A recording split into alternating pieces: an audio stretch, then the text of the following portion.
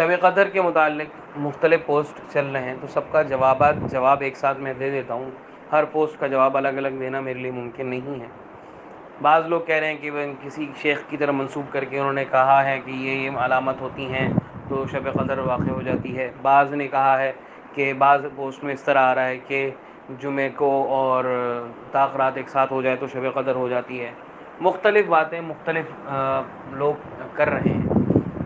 تو یہ بات ذہن میں رکھیں کہ شب قدر کو اللہ رب العزت نے چھپایا ہے، اور اس کا مقصد یہ ہے کہ لوگ جو ہے وہ عبادت میں کثرت کریں، انہماک میں رہے، مستقل طور پہ عبادت کرتے رہیں، ہر رات کو عبادت کریں. یہ نہیں کہ صرف شب قدر اس رات کو ہے تو ہم اس رات کو عبادت کر کے باقی راتوں کو چھوڑ دیں کہ شب قدر تو ہمیں نصیب ہوگی. تو اسی لیے آپ صلی اللہ علیہ وسلم نے اعتکاف فرمایا، اور اسی لیے آپ صلی اللہ علیہ وسلم نے طاق راتوں کی فضیلت بیان فرمائی کہ ان طاق راتوں میں تلاش کرو. تو اب جو ہے وہ ہمیں یہ ان پوسٹ کو بلا وجہ پھیلانے کی ضرورت نہیں ہے. ایک تو اس سے نقصان یہ ہوتا ہے کہ بعض لوگ جو ہر بات پر یقین کرنے والے ہوتے ہیں سوشل میڈیا کے خاص طور پہ، وہ کہتے ہیں جی چلو جی یہ پوسٹ آ گیا، اب یہ 21 کی رات شب قدر کی تھی، میں نے عبادت کر لی، بس مجھے باقی رات عبادت کرنے کی ضرورت نہیں ہے. اس میں لکھا ہوا ہے کہ 21 کی رات شب قدر ہو سکتی تھی اور ہو گئی ہوگی. بعض نے سوچ لیا کہ 27 کی ہوگی، وہ 27 کو ہی کریں گے اٹھ کے صرف. اس طرح عبادت میں جو ہے نا لوگوں کی کمی واقع ہوگی. سب سے بڑا نقصان تو اس کا یہ. دوسرا نقصان اس کا یہ ہے کہ لوگ جو چیزیں پھیلا رہے ہیں اس میں کوئی بھی چیز مستند نہیں ہے، صحیح حدیث سے ثابت نہیں ہے. تو ایک تجربے کی بات کو یا ایک کسی اللہ والے کی بات کو، چاہے وہ اللہ والا اچھا ہو سچا ہو، لیکن اس کی بات، اس کے تجربے کو اتنے شد و مت سے اور اتنے یقین سے پھیلا رہے ہیں جیسے کہ حدیث ہو، یا بالکل یقین کے ساتھ بات کر رہے ہیں. تو یہ بھی غلط ہے.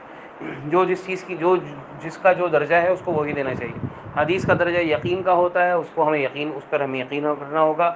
اور مجربات کا درجہ جو ہوتا ہے وہ ایک شک کا ہوتا ہے کہ ہاں ممکن ہے، امکان کا ہوتا ہے کہ امکان ہے، ہو سکتا ہے، تو اس کو امکانی حد تک رکھنا چاہیے. اس کے علاوہ بعض پوسٹ ایسے چل رہے ہیں جو کہ شب قدر کے یا طاق راتوں کے خاص اعمال بتائے جا رہے ہیں. تو کوئی خاص عمل ثابت نہیں ہے حدیث سے، کوئی بھی خاص عمل حدیث سے ثابت نہیں ہے کسی بھی رات کا، بلکہ رمضان کے کسی بھی رات کا، طاق راتوں کے علاوہ بھی کسی بھی دن رات کا کوئی خاص عمل ثابت نہیں ہے. 4 عمل ہیں، ان چاروں عمل میں جس میں زیادہ دل لگے وہ کرے. اور اگر کوئی آدمی چاروں عمل برابر کرے تو بہت اچھی بات ہے. سب سے پہلے نمازوں کا اہتمام کرنا، قضا نمازیں جن کی ہیں وہ قضا نمازیں، جو نوافل جن کی قضا نمازیں نہیں ہیں تو وہ نوافل کا اہتمام کریں. دوسرے نمبر پہ قرآن کی تلاوت کرنا. حافظ بغیر دیکھے بھی کر سکتے ہیں، نماز میں بھی پڑھ سکتے ہیں، اور غیر حافظ قرآن دیکھ کر بھی پڑھ سکتے ہیں، حافظ بھی دیکھ کر پڑھ سکتے ہیں، یعنی قرآن کی تلاوت کرنا.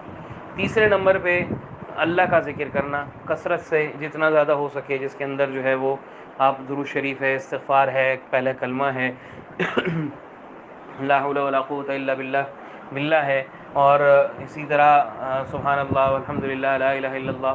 یہ جو 3 تسبیح ہے فاطمہ جسے کہتے ہیں ہم، یہ ہے جو اس کو اچھا لگتا ہو، جو درود شریف اچھا لگتا ہو، جو استغفار اچھا لگتا ہو، جو کلمہ اچھا لگتا ہو، اس کی کثرت سے جو ہے نا وہ ورد کرے، ذکر کرے.